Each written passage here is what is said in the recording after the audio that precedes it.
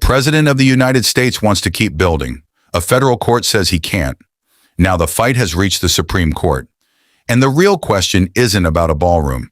It's about how much power the president actually has. This is the Anglosphere report.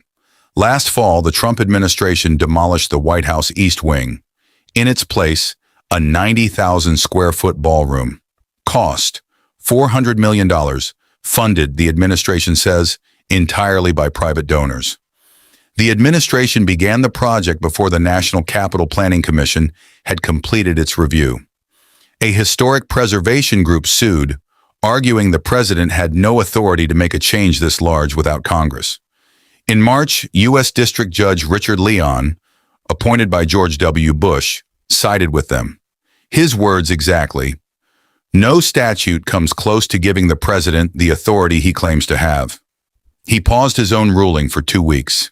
He allowed security-related work to continue, but above-ground construction of the ballroom itself stopped.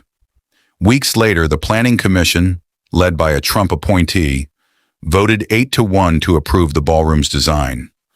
But that approval did not resolve the separate question the courts were deciding: whether Congress had to authorize the project.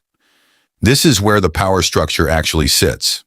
The administration argues that Article 2 of the Constitution, along with existing statutes, already gives the president broad authority over the White House and the executive branch. Judge Leon found that federal law did not give the president the authority to make a change of this scale without congressional approval.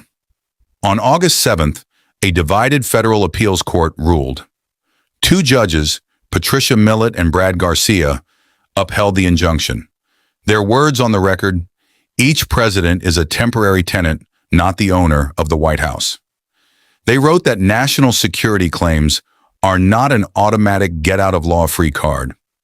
One judge disagreed. Naomi Rao, a judge Trump himself appointed in his first term, dissented. She argued the preservation group had no legal standing to sue in the first place, and that blocking construction was beyond the proper province of the federal courts. Same case, same facts. 2 competing readings of the president's authority on the record from sitting federal judges. Before we go further, if you're finding this useful, take a moment to subscribe.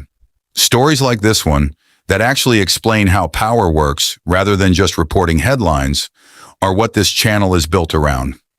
Now, back to the story. 1 week later, the administration went to the Supreme Court. Solicitor General John Sauer filed an emergency request, calling the injunction extraordinary and unlawful. He argued halting construction threatens the security of the president and his family, and cited what he described as 6 recent assassination attempts, including an alleged missile threat against Air Force One. This documentary states plainly, those specific claims come directly from the administration's own legal filing. They have not been independently verified here. Sauer also disclosed new detail. The project, he said, is roughly 65% complete. A 250-person crew working 20 hours a day, 7 days a week. That line has long since been crossed, he wrote. Chief Justice John Roberts gave the preservation group until Tuesday to respond. The lower court's order takes effect August 21st, unless the Supreme Court intervenes first. That is not a symbolic date. Below one specific building in Washington, construction crews are working right now against an actual legal clock. What happens next is genuinely unresolved. The Supreme Court could grant the stay, letting construction continue while the full case is argued. It could deny it, letting Leon's injunction take effect. Or it could take a narrower path.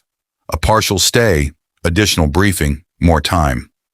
Whatever it decides will not simply settle the fate of one ballroom. It could help define, in this specific context, where a president's claimed authority ends, and where Congress's authority over the buildings of the United States government begins.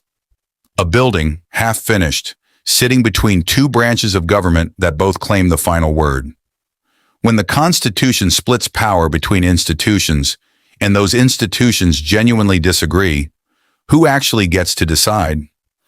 I'm the Anglosphere Report, connecting the stories shaping the Anglosphere and the world.